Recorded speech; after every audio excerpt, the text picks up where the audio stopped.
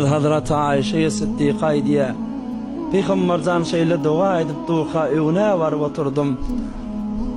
Oğlum aytdım ya Resulallah, bana üçünüm bir dua et dedim.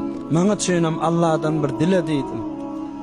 Peygamberimiz şonla diye dua etti. Hudaya dedim, şu Ayşe'nin günahını geçsin. Ünkü geçen, sonku gelecek günahlarını geçsin. Halkın için ne eden, halktan oğruyunca yanlışlıkları olsa ya Rabbi geçkin deyip dua etmeyene durdu.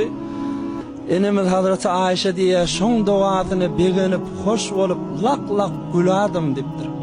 Peygamberimiz aytti, ey Ayşe beğendin mi eden duamı deydi. Onunla hava ya Resulallah.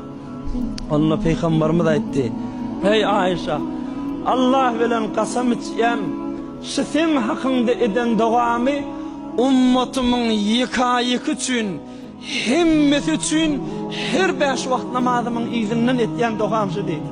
Her namazımın izinden dua etyen Hudaya şu ümmetimin bilir bilmez, bilip bilmeyen eden günahlarını, oğruyunca batırıp eden günahlarını geçkinlik Hudayimden dilek ediyorun ey Ayşe dedi diye.